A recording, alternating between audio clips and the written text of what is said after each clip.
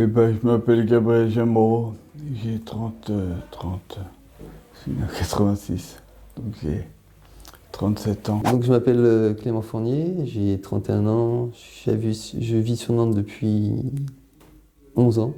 Je suis Eliane Vallée, je suis élue au conseil APF de département et également référente sur le groupe relais de l'antenne de Saint-Nazaire.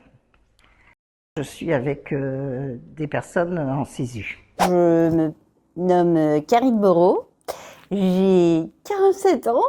Je suis atteinte d'une sclérose en plaques et je suis suivie par le SAVS APF Nantes.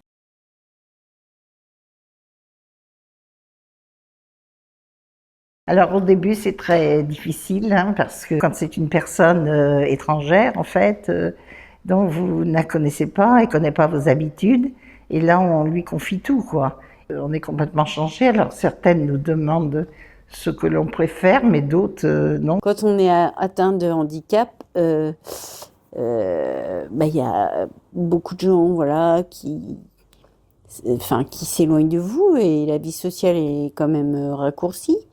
Et c'est vrai que le fait d'avoir des intervenants à domicile qui sont là pour nous aider de diverses façons, ça fait une présence, quoi. On voit du monde, on sociabilise. Il y a des jours où je suis fatiguée ça peut m'agacer d'avoir quelqu'un. Puis c'est toujours vous rappeler que vous êtes, entre guillemets, malade.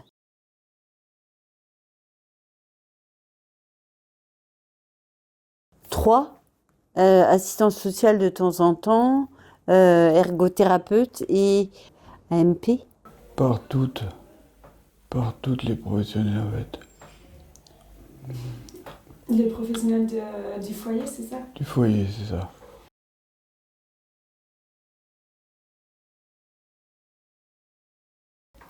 C'est de m'aider à plier mon linge, à penser à prendre les médicaments aussi. Elle m'a accompagnée une première fois à la piscine pour voir comment je pouvais amener les choses et maintenant j'y vais toute seule. Et l'ergothérapeute, elle m'accompagne surtout dans l'aménagement de ce qui peut me servir ou pas.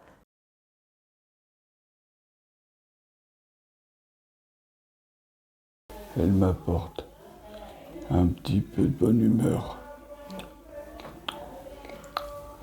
C'est surtout ça. Elle m'apporte aussi de la rigueur. Ce qui marche bien, c'est de passer me voir, même s'ils doivent s'occuper plus de David, qui est mon colocataire. C'est d'avoir un contact quotidien. Et puis aussi me redonner confiance. C'est comme des béquilles en fait. Le courant passe bien.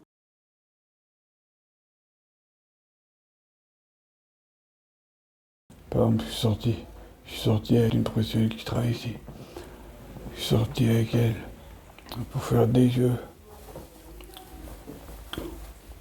Faire des jeux dans un bar. C'était génial, c'était génial.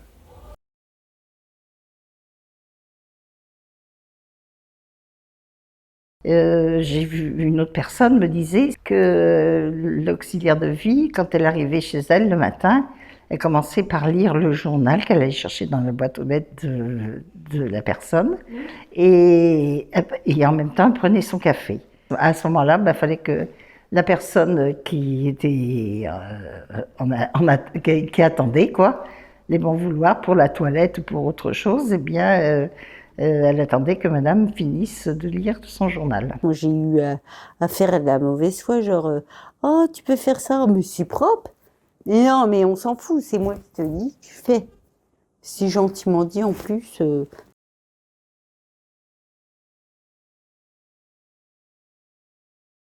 Pour moi, ce qui est important, c'est de saisir le regard de la personne, déjà.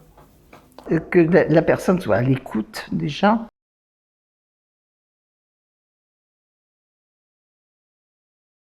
Pour moi, c'est un petit peu compliqué. Donc, tu vois.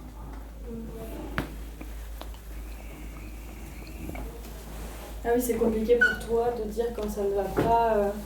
Et oui. Tu sais pourquoi? Parce que moi, j'aime bien m'entendre avec tout le monde, tu vois. Non, je prends sur moi, après je dis bah next, c'est pas grave.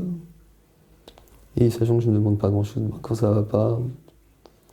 Bah une fois j'étais vraiment pas mal, j'en ai parlé parce qu'il fallait vraiment que j'en parle parce que c'était vraiment un coup dur. Mais ils ont fait gaffe au cas où, voir si comment j'allais. Et plutôt que d'être tout seul, complètement isolé, et puis de rien pouvoir faire, même pas se préparer à manger, les personnes ont peur, ils préfèrent ne rien dire. Ils ne vont pas les signaler parce qu'ils ont peur qu'après, il n'y a plus personne qui vient chez eux.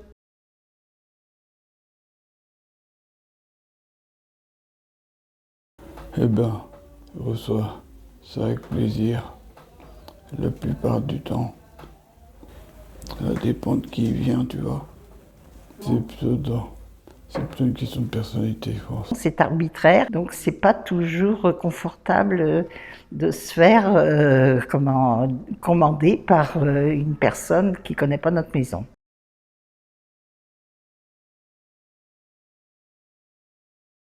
De plusieurs personnes, c'est très souvent.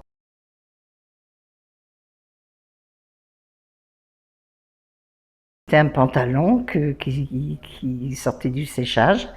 Et puis j'avais demandé de donner un petit coup de fer dessus. Et puis elle l'a mis devant elle. Et puis elle dit mais non, il n'y en a pas besoin. Et elle l'a mis sur un cintre et elle l'a rangé. Ça paraît bénin, ça paraît anodin. Mais pour moi, je l'avais mal vécu.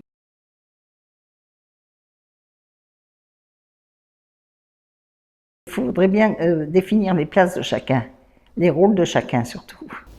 Tu vas essayer de garder le sourire, quelle que soit la situation où tu fais face. Je pense que ça c'est très important pour rassurer la personne, tu vois.